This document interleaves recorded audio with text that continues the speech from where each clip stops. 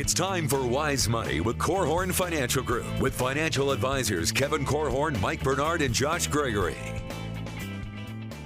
Welcome to another episode of Wise Money with Korhorn Financial Group, where every week we're helping you take your next wise step in your financial life. Thanks for being with us. My name is Mike Bernard. I am your host. I'm also one of the certified financial planners on the program.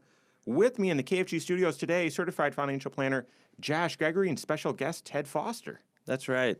And we're about a month away from Medicare open enrollment season. Are you ready to make a wise decision about your coverage?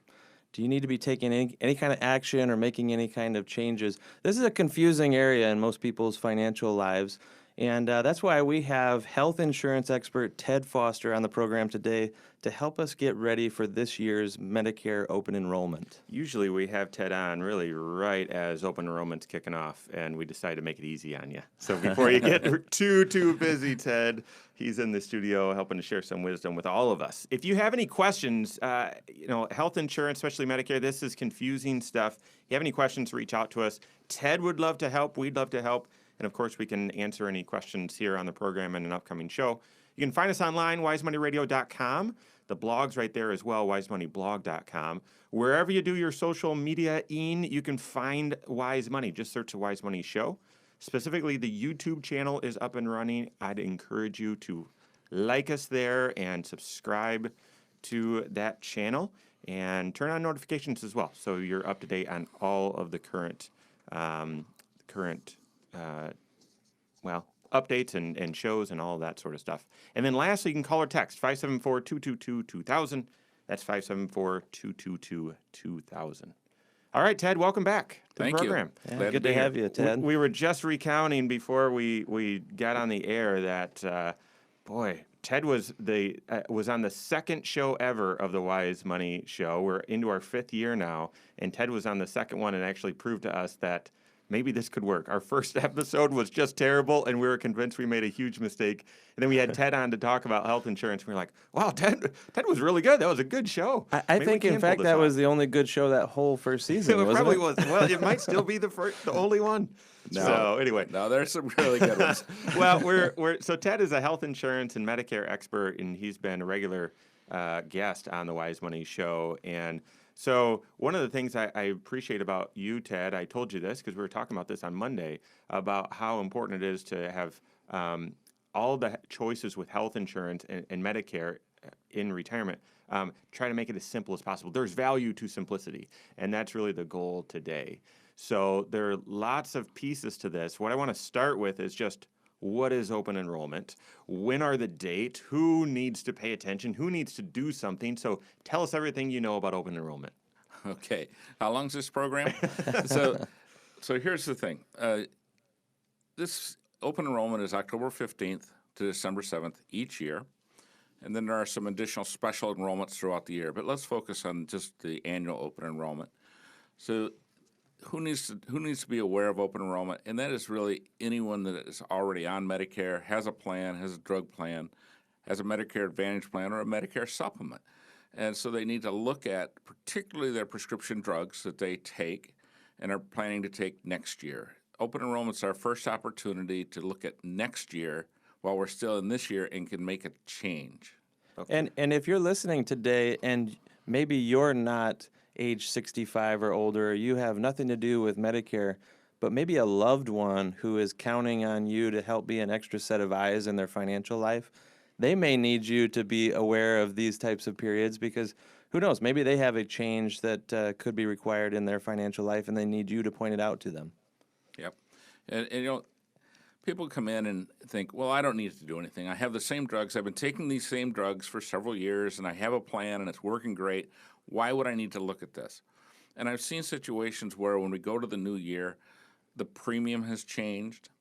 Now, drug formularies, you have to be notified. You would get a letter if you're taking a prescription that is on formulary but is going to come off formulary. So you would know that, provided that you read your mail that comes from the drug company. I was going to say, does that look like an advertisement or look like junk mail? It looks like an EOB, and that's really? Kind of, because it comes from, I'm on Medicare. I have a particular plan in Michigan, And every time you get a prescription or fill your prescriptions, you get an explanation of benefits.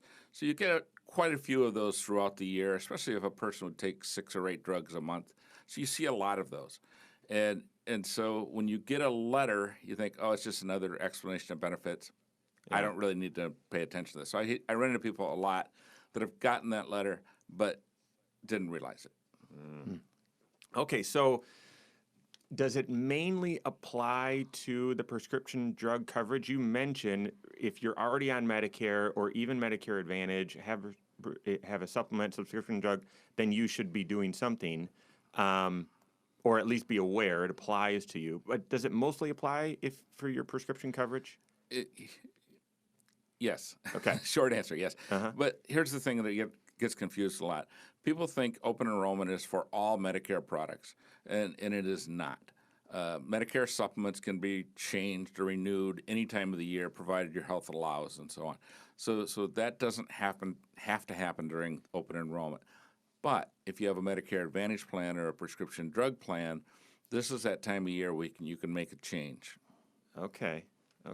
Interesting. So that's why you started on this topic of prescription drugs, and I think I maybe take that for granted sometimes, that if you're on a prescription that it's just going to stay the same indefinitely. But doctors are changing, which medication they're prescribing. Maybe they think something new could work a little bit better, and all of a sudden there's a different concoction going on there, and it could actually change which Medicare prescription plan that you ought to be on then.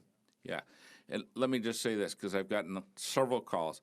There are a lot of mailers this year saying big changes are coming. Not everybody, but many of our people are getting letters asking to buy insurance. They're really solicitation letters, but they have on the envelope, big changes are coming. You have to look at this. And then they call me and they go, are there big changes coming? And the answer is yes. 2020 is the year that they're going to close the donut hole, the coverage gap.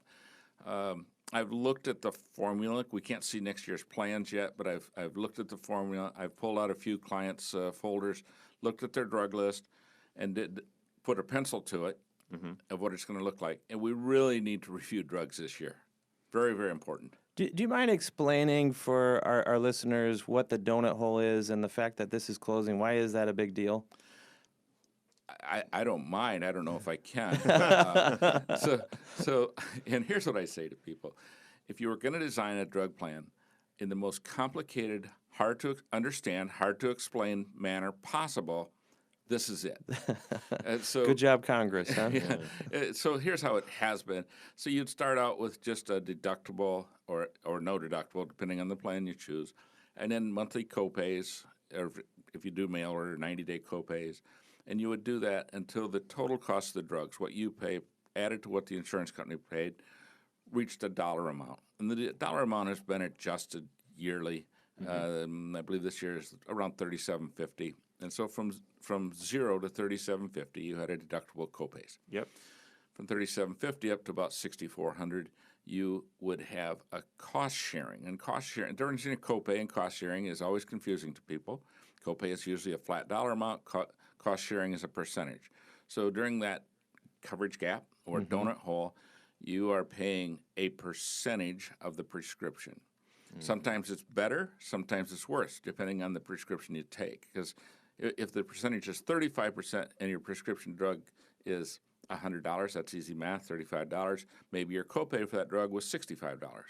So, good, I'm in the donut Mike, hole. are you following this math? Yes, I'm glad thanks. Ted is the one Josh. doing it, not you, On by the the other way. side of the donut hole, then what happens? Well, good things. So when you get to the catastrophic coverage, you pay 5% of the cost of your prescriptions the rest of the year. Okay. So if I was summarizing that in layman's terms, your prescription drugs, when you're on a Medicare prescription plan, the drugs start out cheap, then they get expensive for a while, and then they could possibly get cheap again. Typically. And that's the donut hole. But you said that's going away in 2020? It is. And so as I read it, they're going to go to a deductible and then a co-insurance, not copays, but co-insurance. It's going to be a percentage from the day one, 25%. And so it's going to be a little Well, we need to look at it. Yeah. Well, we also need to talk about, okay, what are the different parts of Medicare? What is a Medicare Advantage plan? Some of you might have listened to that first segment and said, "Wait, I'm already lost." We need to actually take a step back and explain some of the basic parts. We're going to be doing that next, and then we have several great questions coming up about Medicare and health insurance. So that and more coming up here on Wise Money with Korhorn Financial Group. I forgot to remind you about the 10-minute. No, I was watching it. Okay, good. I figured you had it, and then wasn't Josh sure goes what- ahead and asks what you a question angle. at That helps. 9:30. That does help. I thought it was a yes or no question, though. So you see the deal. I mean, just as I explained that, as simple as I possibly can, Yeah. it is. There's nothing simple about it. No. You're exactly right. Well, and I feel like you did that pretty diplomatically because I hear a lot of people, and for you on YouTube, a lot of people complain about the donut hole. I mean, sometimes it can save you money. My goodness. I mean, just based on public opinion, the survey, people hate it when they reach that point. They feel like they're paying a lot out of pocket. So Joyce takes Eliquis. Eliquis costs $450 a month Yikes. with a copay of around $40 on an average, I would say. Yeah. And then you hit the donut hole and you pay 35% of Whoa. $450. So would you complain? Yeah, I Yeah. would Yeah. complain. Painful. That would just mess up budgeting. I mean, you've got It's- lumpy expenses throughout the year, and I have a client, one of your clients, that reaches, meets, and exits the donut hole in January. no way. Wow. Yeah. Whoa. Yeah. Monthly drugs, $10,000. Oh my goodness. Yeah, that's a problem. Okay, so this is maybe bonus content on YouTube then. The proposed fix, we don't know yet, but you think it will fix? You think it'll be an improvement? Or you're just hopeful? It will be an improvement for some and not an improvement for others. Really? And that's why big changes are coming so that the mailers are accurate, Yeah. but not changes we can't handle. Yeah. We just have to look at who has the best choice and go from there. We're recording this in advance, and so you don't know as much today as you'll know the day of open enrollment, right? Exactly. So by the time you get there, you'll have more clarity. But the point now is get in to see an expert, and Yep. yeah, wow, okay, all right.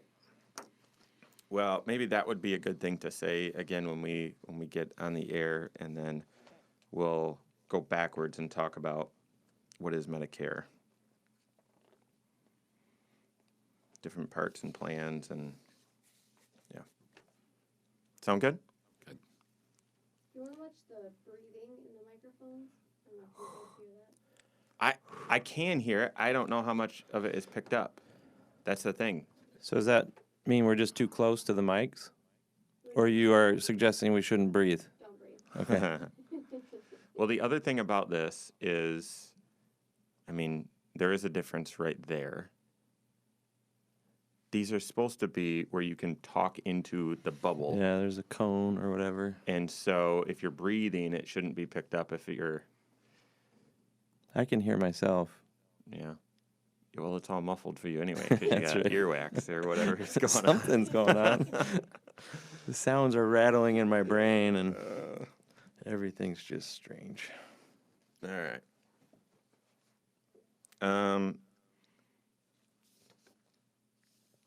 Okay.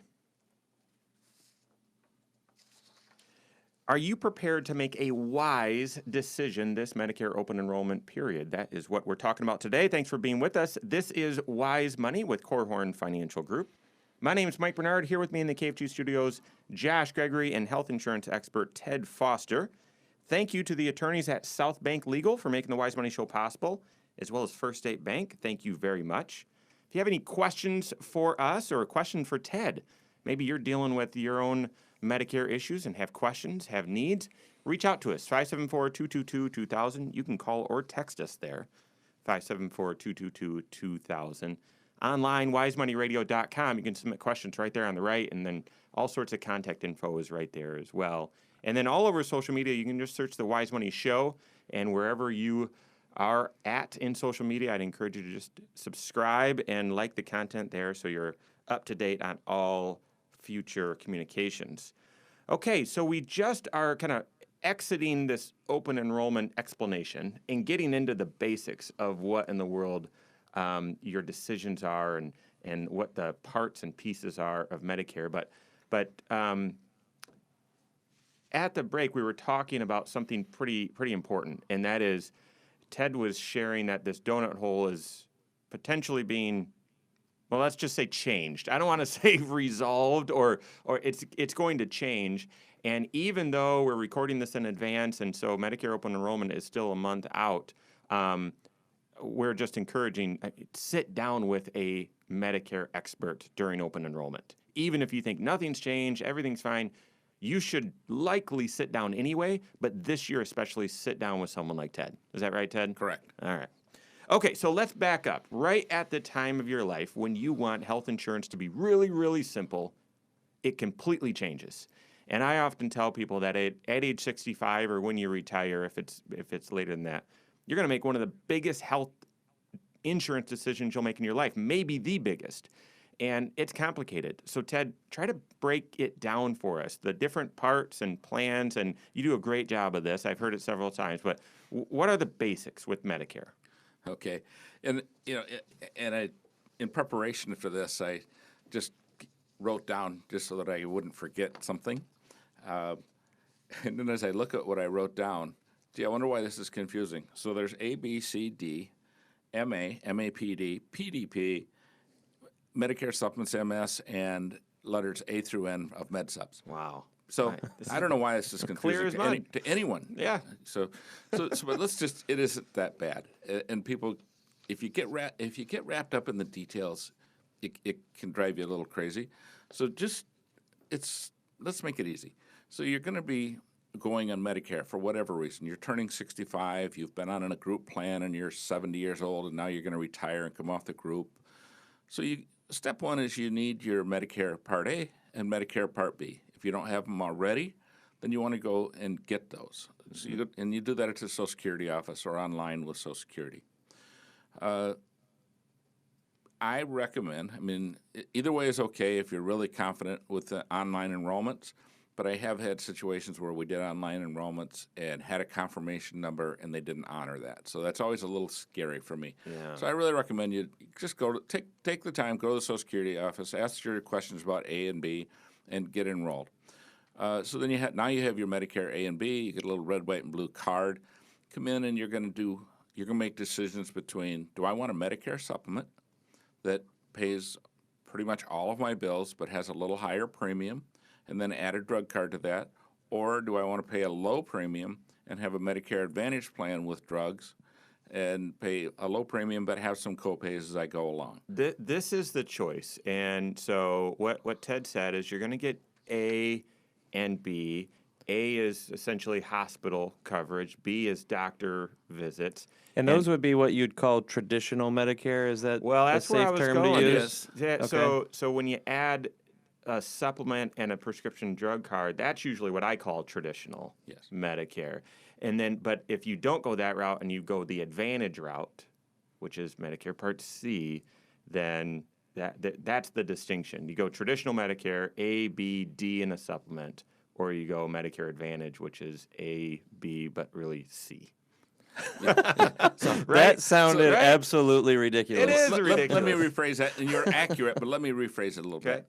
So if you take a Medicare Advantage Plan C, you opt out of A and B. You actually opt out of Medicare and buy a health insurance plan directly from an insurance company, sort of like you've done your whole life through your group insurance or individual health. But you still have to pay for Part B.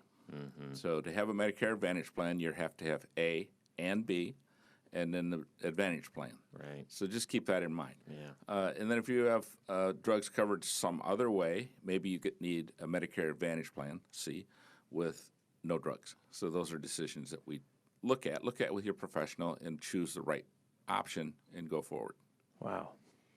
Okay, so what are the cost differences? And I know I'm putting you on the spot there, but let's just run through maybe cost of A, I'm setting you up there, and cost of B, but then maybe you said a Medicare Advantage route is a little cheaper monthly. I don't know if you want to put any context to that. Okay. So let's do A first. I can handle that one. Okay. So A, as long as you've worked and paid into Social Security throughout your life, or your spouse has, then A is at no cost in retirement. If you have not, and that's rare, but it happens. Used to happen more often with farmers where they didn't pay into their Social Security throughout their working life, and now we'd have to pay for A. And so it is possible that a person has to pay for A, but generally we talk about that as a zero cost. Medicare Part B has a base premium of $135.50, and the reason per month. And the reason I say base is that is based on your income 2 years ago. Yeah. And there's a chart, and we look at it if you're single and if you're couples. And just to simplify that, and where you have to start thinking about that is 2 years ago, if you're single and your income was over $85,000, then we're going to pay a higher premium for B. If you're a couple and you file a joint tax return and your income was over $170,000 2 years ago, you'll pay a higher premium. I feel like this is just such a great example of one way that your insurance planning in retirement and your tax planning have to be married together, because you don't want to have that surprise happen to you where, you sell some major asset. Maybe you sell off the part of the family farm or part of your business or something, and you realize 2 years later that you had a spike in income, and now all of a sudden for an entire year you're going to pay way more in Medicare Part B premiums, and you never saw it coming. And way more is accurate in a situation like that where you sold a very large asset, or not even very large. So as long as if you get above $320,000, you're paying $433.40 rather than $135.50. And I'm a value person instead of a cost person. You're not getting anything extra for that higher. So I don't want to make it sound like, well, you're going to get 3 times the coverage for 3 times the cost. Nope, you get the same thing. Yeah, you do. Ted, can you explain how those Medicare Part B premiums get paid, the logistics of it? Sure. As soon as I get to finish one point that I wanted to. So here's the thing. If you had your situation that you described, Josh, you can appeal to Social Security and very likely not have to pay the high premium. Okay. If it's a 1 year spike, certain situation like that, you have a very good chance you won't have to pay that. However, if you've been in the 170,000 over range and then all of a sudden you have the spike of 500,000, you're probably not going to get win the appeal. But if you've been a working person that suddenly had an event and then no more events, and you're earning 50, 60, 70,000, they'll probably not charge you the extra money. Okay. We've actually shared stories on the air before of couples who file their tax returns separately from each other. They're married, but they file separately. And in doing so, they were just kind of keeping their finances segregated and nice and tidy. But it caused one spouse to pay a lot more in Medicare Part B premiums. And we were able to show them, literally, we could save them a few grand a year. In one case I'm thinking of, by just filing their taxes jointly. So this has to be something you consider in the context of an overall financial plan. Okay, let me answer that question. I think I have time. So your original question, Josh, was how do you pay it? If you're drawing Social Security, it comes out of your Social Security check. If you are not drawing Social Security, you'll write a check once every 3 months. That's right. They will bill you. All right, we've got several common questions as it relates to Medicare and making Medicare decisions, how it works in the planning. So we've got that and more coming up here on Wise Money with Korhorn Financial Group. Nice. Yeah. It does generate questions, doesn't it? Yeah, it does. As soon as you start talking about this, you can just go this question, that question. And it is easy to fill up the time then. Oh, yeah. Yeah. Okay, so we basically got through Part A and B in detail. Can we talk a little bit about maybe clarifying the difference between Medicare Advantage and the supplement? What's to clarify? We nailed it. and As clear as possible. And I know you wanted like to talk. for my benefit, I need to be able to. Mike wanted to talk cost difference, Yeah. and that's a little difficult, but we'll touch on it. Well, and you could dodge bring it back up, okay? I will, and that sort of leads into this next question, which is, well, how do you decide? What are the factors that you'd want to consider when knowing whether you should go traditional Medicare or Advantage? And all you have to do, I could pick probably the perfect plan for you. just tell me what your health will be for the next rest of your life. Exactly, right. And I'd want you to say that on the air because it just underscores you've just got to analyze a lot of different things, and then there might not be a perfect situation or perfect plan. So, all right, well, it's good. How are your ears? What? Nothing. Did you say something? No. All right. How do you decide between going the traditional Medicare route or going Medicare Advantage? Do you even understand what I just asked you? Right? This stuff is so confusing. But we're breaking it down today. We've got special guest Ted Foster here in the studio. This is the Wise Money Show with Korhorn Financial Group. My name is Mike Bernard. Here with me, Josh Gregory, and like I said, health insurance expert Ted Foster. Thank you to Bethel University Adult and Graduate Studies, as well as Diane Bennett and her team at Inspired Homes. Thanks for making the Wise Money Show possible. I'd encourage you, if you are not familiar with the YouTube channel, go check it out. Just search Wise Money Show, like and subscribe to it, turn on notifications so that as we push out more content and more videos, you're notified of that. WiseMoneyRadio.com is how you find us online. You can submit questions right there. And then 574-222-2000. You can call or text in questions for the show. 574-222-2000. Okay, so I want to transition into some questions here, but we kind of left off on cost, if you will, Ted. I mean, or this decision between traditional Medicare, A, B, D, and a supplement, is what I usually say, or Medicare Part C, and sort of the cost difference. That's kind of not fair, but can you touch on that a little bit? So I can help you choose probably the right plan, the perfect plan, or near perfect plan, if you will just tell me what your health conditions will be for the rest of your life. So that's the problem. And that's always the challenge. And so, like with all of our insurance products, how long have we paid homeowners insurance and never had a claim? But we're not going to quit because we want those things covered. We want things paid for. And so now we decide, am I going to pay a little bit higher premium for a Medicare supplement? And let's just put a ballpark number on it of $110 a month. Some are less, some are more, but let's just say that. And then my medical bills for the year will be whatever the Part B deductible is. This year it's $185. And you literally go through the year and you pay out of pocket $185. So that part is pretty great. And being on Medicare, surprising how quick you hit the 185, and then the rest of the year you just don't have to worry about it much. So we'll just so that would take care of the Medicare and the Medicare supplement, and then You know what? Can I interject for a second? Sure. Because this is actually often a very pleasant surprise for retirees. They get into retirement, they have Medicare in place and a Medicare supplement, and then they have some sort of a surgery or some sort of procedure or whatever, and they're just waiting for the massive bills to roll in because that's what they were used to back when they were working or whatever. And the bills just don't really come.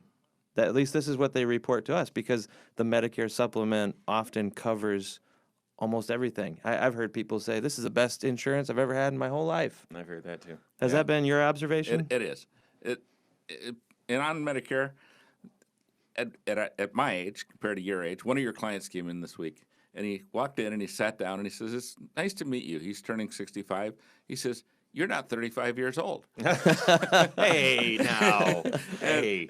And he says, "I was expecting that." But so we had a nice visit. But so here's the thing. I'll give you a short story. Try to keep it short. So 2nd of January, I was sick and so weak, and I was sure I had the flu, but I didn't have the correct symptoms. So I go to the doctor, and he says, "I'm sure you have the flu, but you don't have the correct symptoms. At your age, maybe you had a stroke." Next thing I know, I'm at the hospital having a chest X-ray and an EKG to make sure, or not an EKG, but an CT scan to make sure I hadn't had a stroke. And I had not. I had the flu, but it didn't present correctly. Wow. At 40 years old, they would not make that leap.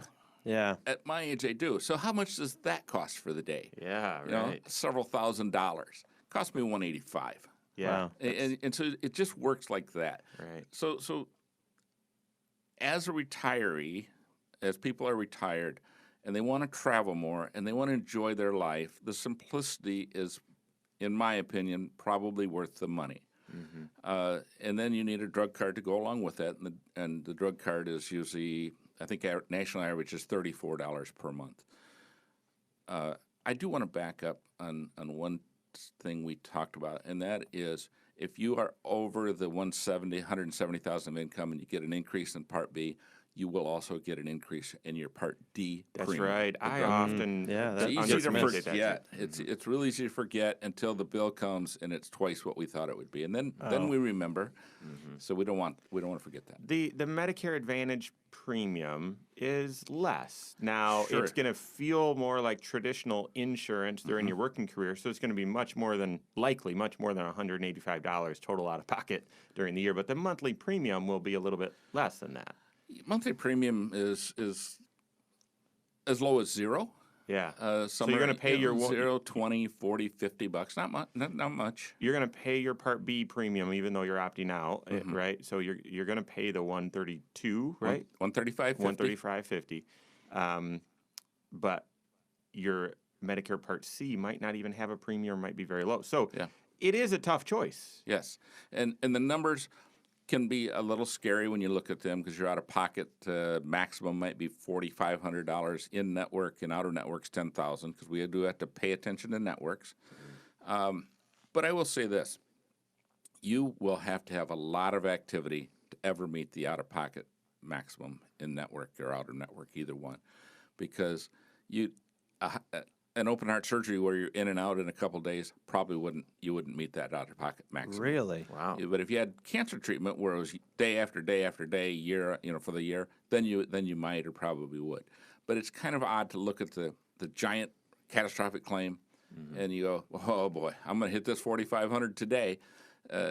Maybe not. I had a person had a heart procedure one day in the hospital, $135,000. Spent one night, $135,000. That won't get you to the $4,500. You're kidding. It won't Wow. not, because what was it? It was a one-day surgery, a couple specialist visits, a couple of tests, and that's that. So it's hard to grasp when would I meet the 4,500, but not very often. Okay, so Josh, you shared earlier, you touched on a point that we've touched on before, and that is how important it is to make sure your tax planning is coordinated with your health insurance planning. All of that means you need comprehensive financial planning, all right? But how do you choose, and then how do you plan for this from a retirement standpoint when you're projecting out? Say you're 50 years old trying to plan retirement. How do you factor all of this in? Yeah, so I'll talk for those who are not yet to retirement and you're trying to kind of gauge what kind of budget should you be planning for these types of expenses, because when we run retirement projections, we're trying to guesstimate what level of outflow, what level of spending are you going to have in retirement, and one major component of that is how are you going to cover health care. And we think in terms of layers of coverage quite often. And earlier in the show, Ted was sharing with us that you have Medicare Part A that's free, generally. Medicare Part B. No cost, Kevin would say. Yeah, That's no right. cost. Because That's it right. is We don't free. call it free. Taxpayers are paying for that. That's right. Part B is an out-of-your-pocket cost. It's deducted out of your Social Security benefits every single month. And then you also get a prescription drug plan and then a Medicare supplement plan. That's one way to package or to layer your coverages. And we often assume somewhere between $300, $325 a month or so is kind of a general rule of thumb to budget for. But just know, like every other health insurance policy you've ever seen on the planet, it goes up in cost over time. So you have to recognize that day one of retirement, your spending level, including your health care, is not going to be the same 10 years in. And that's why this has such a major impact on your retirement outlook, your retirement planning. You have to assume that costs are going to keep on rising, and you need a game plan that can account for that. If you're a regular listener to the show, you've heard me complain about online retirement calculators because the assumptions they make, they're just bogus and they're just too basic. For you, and what we do at KFG is we actually budget out in your retirement spending a separate expense for your Medicare coverage for each you and your spouse so that we can inflate it at a different amount, and so we make sure that we've got that allocated and budgeted and part of your plan to see whether it works. We've got a few additional questions for Ted, as well as a couple questions from fans of the show about health insurance and retirement. So that and more coming up on Wise Money with Korhorn Financial Group.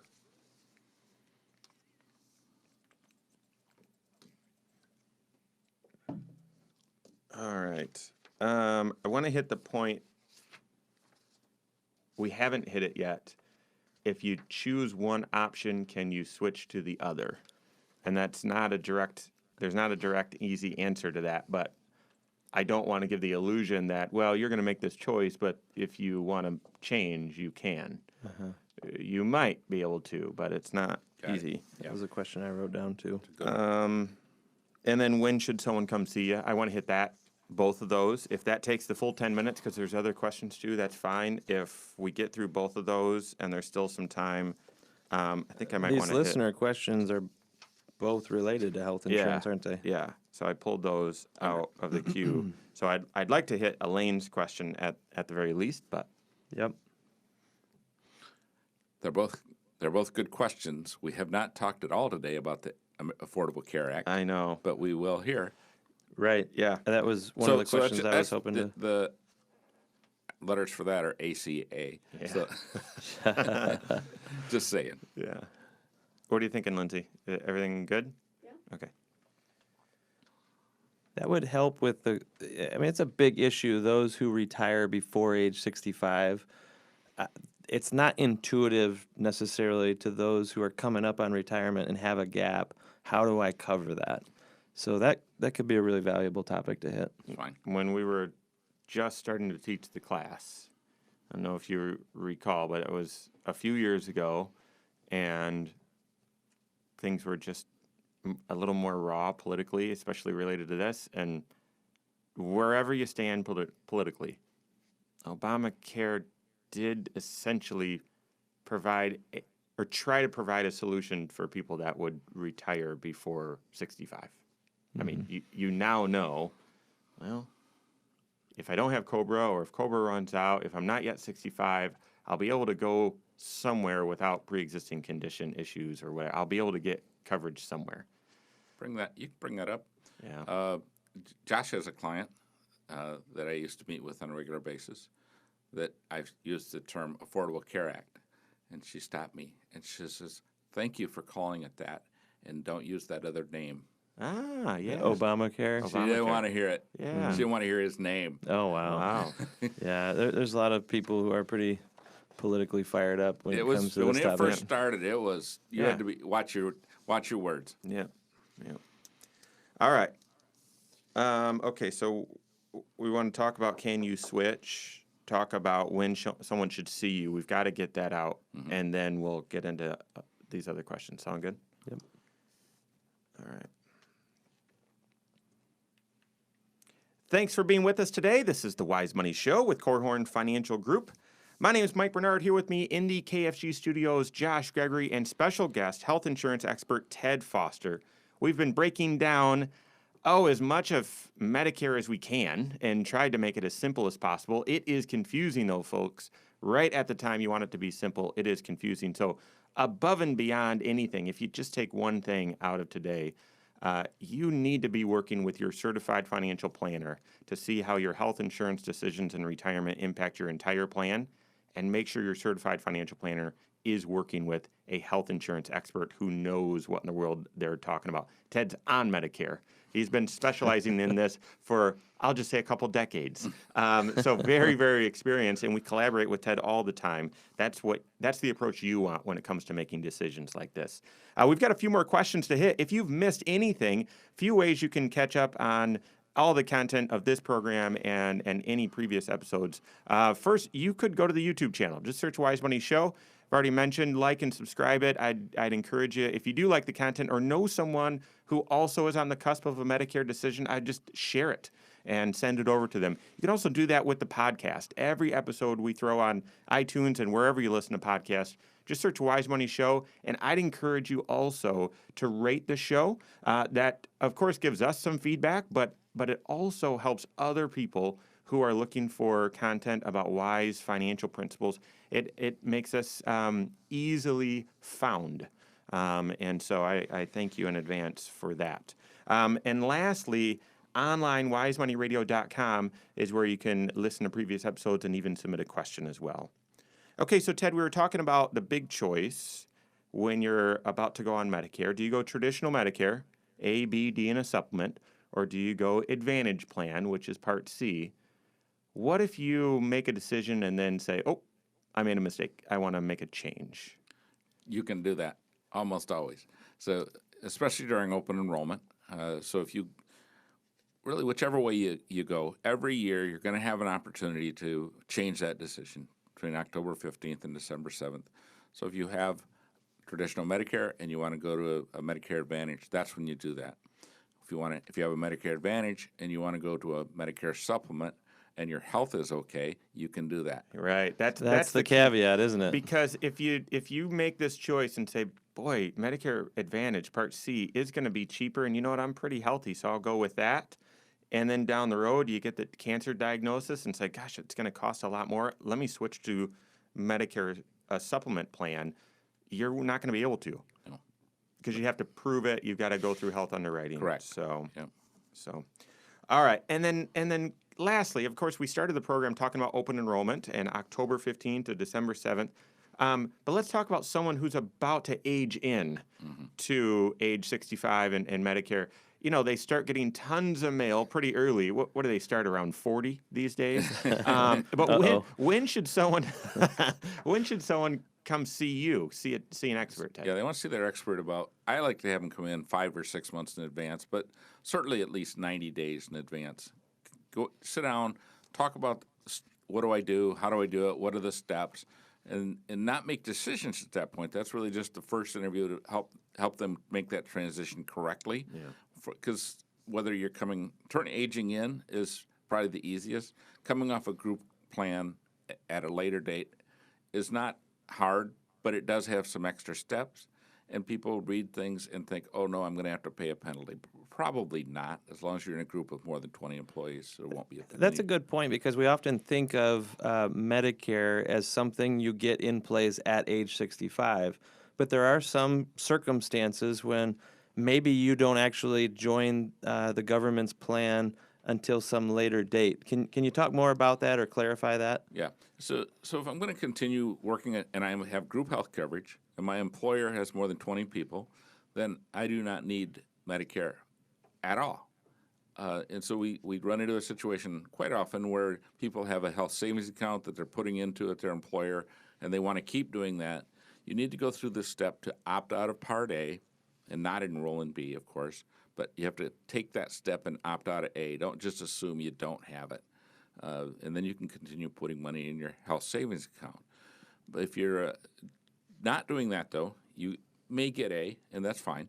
But you don't want to pay the money for B until you need to, whenever that retirement date or termination date of your coverage is. Because if you're still on a group plan, to pay for Part B would be a redundancy, just extra money out of your pocket, may not actually really help you a whole lot, could be a waste, potentially. It actually sometimes really is a waste. There are different rules if you are new to Medicare or just coming off of group insurance. And so not only did you pay $135.50, you made the transition just a little bit. You have fewer options. So that I don't. Extreme case, but I had one person get back out of B, wait 2 months before they retired, then they were new to Medicare, and it gave us the new to Medicare rules rather than the group rule, coming off a group rule. Oh, boy. Wow. What a mess again. Well, and I want to say this, because I know you guys have questions, but I want to say this.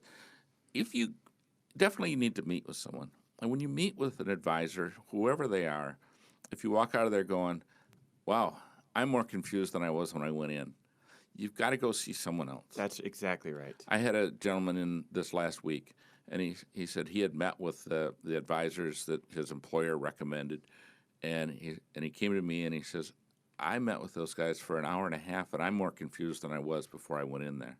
I said, well, let's see if we can simplify this a bit. And we did, and we got to the end, and I said to him, I said, no, just be honest with me. I mean, does it make sense to you now? And he says, I got it. Yeah, that's great. Good. That's awesome. That not to boast about KFG, but I just hearing you say that, Ted, you have the heart of a teacher. Josh has the heart of a teacher. That's one of the qualities that we look for when we're adding people to the KFG's team, and now you can see why, right? Because this stuff is complicated. You want someone to break it down and make it simple so you can understand it and make a great choice. Okay, first question here. This is fantastic. Elaine is 61 from Mishawaka.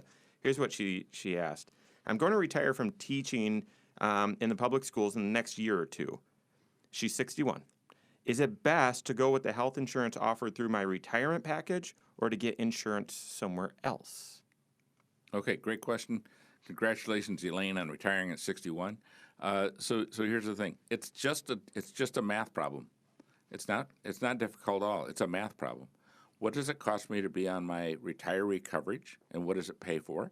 Mm-hmm. And what does it cost me to go on an Affordable Care Act plan, and what does it pay for? Mm-hmm. And so the only unknown in there really is what claims might I have between now and age 65, but it's a math problem. Mm-hmm. Is there a question about the retiree medical and whether that will be a good supplement when you reach 65, or do you scrap that plan and get a normal supplement plan anyway?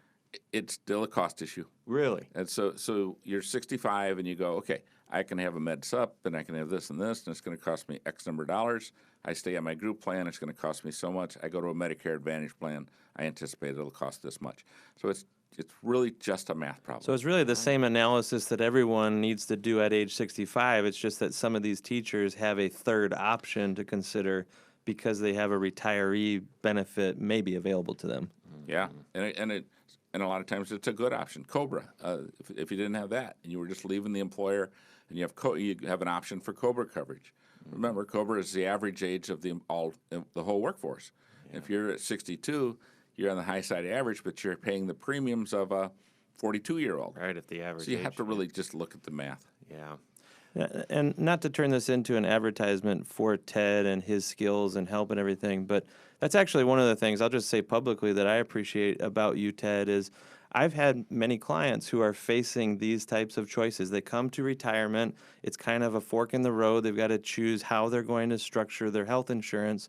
And maybe they have just the two options we've been talking about on the show, that they have Medicare and all the different layers that come with that, or maybe they'll do a Medicare Advantage plan. Maybe, like Elaine's question here, they even have retiree benefits available to them. And I love the fact that you will sit down with them and help them do that cost analysis, that comparison between their two or three choices, and help them arrive at a decision that they're confident in. Yeah. I appreciate that about you too, Ted. Thanks so much for being on the program today. Again, I think you made it simple, but we also illustrated that your health insurance choice needs to fit within your overall financial plan. There's tax issues. There's, of course, cash flow issues. There's retirement projection, budgeting issues, protection planning, of course. So it's got to fit within your financial plan. So, all right, on behalf of Ted Foster, Josh Gregory, myself, and all of us at KFG, have a great weekend. We'll see you next Saturday for Wise Money with Korhorn Financial Group. And if you're listening on the YouTube channel, thank you very much for watching this episode. I would encourage you to hit the subscribe button down there and also hit that bell to notify you of any new updates and all future videos. Thank you very much. Securities offered through Silver Oak Securities, member FINRA/SIPC. Advisory services offered through KFG Wealth Management, LLC.